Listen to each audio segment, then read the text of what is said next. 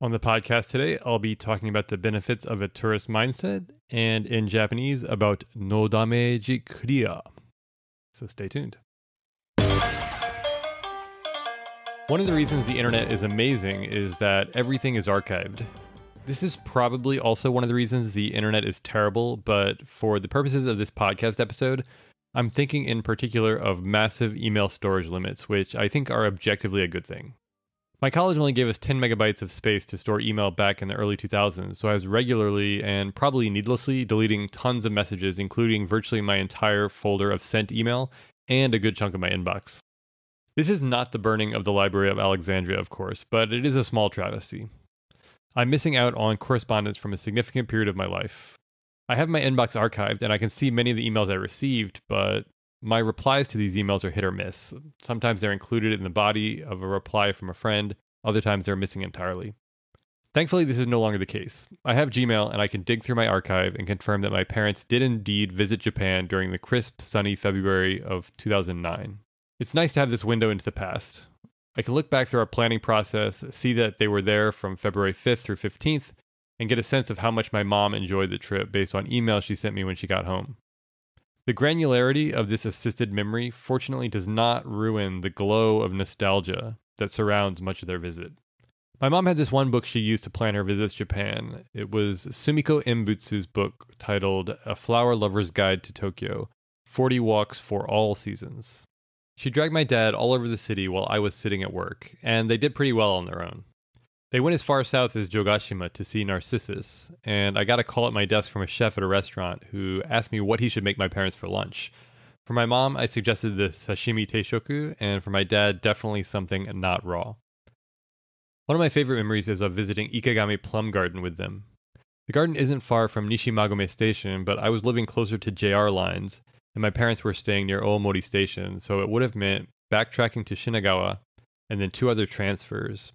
We could have walked there in the same amount of time. Instead, I somehow found a bus that left from just outside Oomori Station and took us most of the way to the garden. This is where the assisted memory fails me, and perhaps for the best. Did I find the route on my computer before I left my apartment?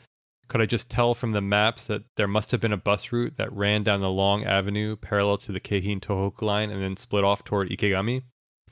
Did I see Ikegami listed as a destination on the bus?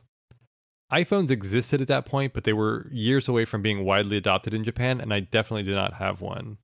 So however we did it, we got on the bus and rode to somewhere around Ikegami on the Tokyu Ikegami line, and then hopped off. My memory fails me here as well. We saw Ikegami Honmoji Temple and a small flea market festival there. We saw the brilliant plum blossoms in the garden. But we also ate lunch at a small French restaurant that we came across in the narrow streets between the station and the temple. We could have had lunch and then seen the blossoms, or seen the blossoms and then had lunch, and I feel like it's the latter, but I'm not totally sure. At any rate, we went into this small restaurant because my dad is a picky eater and French food sounded like a good option. We weren't prepared for the amazing lunch that we ended up encountering. I have vague memories of soup, steak, and salad, but I remember the atmosphere a little bit more clearly. The small restaurant had a dark wooden interior, a few tables and a few bar seats, and a really nice waitstaff. The assisted memory breaks in here, and thanks to Google Maps, I now know that this restaurant is called Vert et Blanc. Forgive my French pronunciation there. And I know that it opened only 1 month prior to my parents' visit, which seems like bizarrely auspicious timing. It's still there. It still has delicious lunch sets with authentic French cuisine, and the neighborhood still seems to be a hidden gem. It's littered with coffee shops, little steak houses, and an onsen. I don't know how it's done in the pandemic. I hope that it's doing okay. My takeaway from this whole spiel is that you don't have to go very far to be a tourist. Take a bus on a route you've never used before. Hop off halfway and walk the remaining distance. Keep your eyes open. Take a different jogging path. Get a bike and expand the neighborhoods you can visit without public transportation. These small mental switches have helped make my memories more vivid.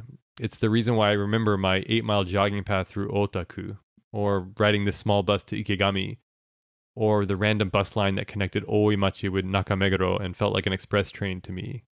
They were just slightly out of my ordinary routine, and because of that, I remember them.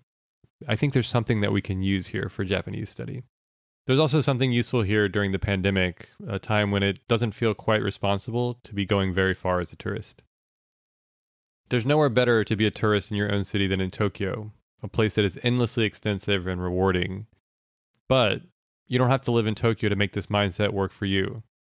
Find what makes your own area endlessly extensive and rewarding, and take advantage of that.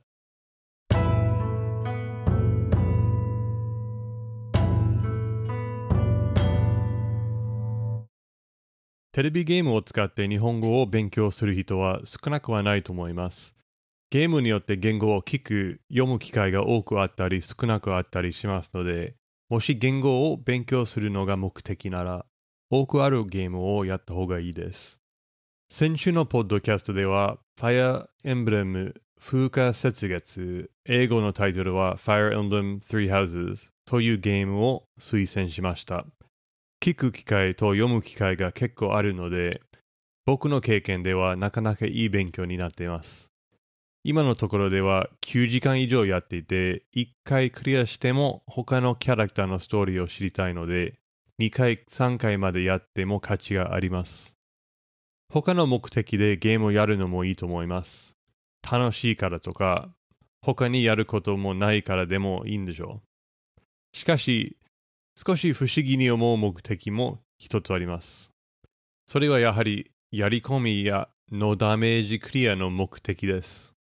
リスナーの皆様はご存知だと思いますが、YouTube や Twitch でよく見るゲームのやり方ですが、やり込みはゲームをできるだけ早く完成するということで、ノーダメージはその名前の通り、ダメージを全然受けないでゲームを完成するということです。やり込みとノーダメージは目的としてはわかると思います。ある意味ではとても純粋な目的です。でも、間違うことは人間的です。ノーダメージの人生はありません。ノーダメージの言語学習もまずありえません。逆にダメージを受けるからこそ強くなります。何か間違ったら笑われる時もあって、笑われることで恥ずかしくなると思いますが、恥ずかしいからこそ記憶が鋭くなります。僕の場合では、今から約20年前の間違いを今でも覚えています。大事なのは、その恥ずかしさへの反応だと信じています。恥ずかしくなってまたチャレンジしてみたいと思わない人が多いです。ただ、間違うことよりまた試してみない、やり直さないことが失敗です。なので、言語学習の成功は笑い声の解釈によって変わります。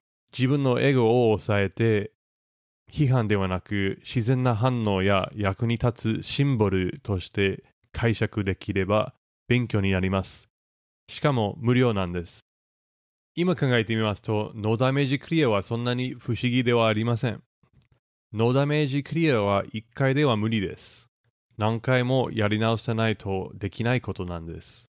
外国語を習うのもそうです。完璧に使う人は一人いません。クリアもできません。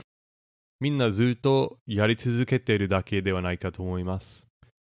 幸いなことにプレイすることは楽しいです。Thanks for listening. You can find How to Japanese on Twitter, Instagram, Facebook, TikTok, and Substack. We'll see you next week. それではまた来週。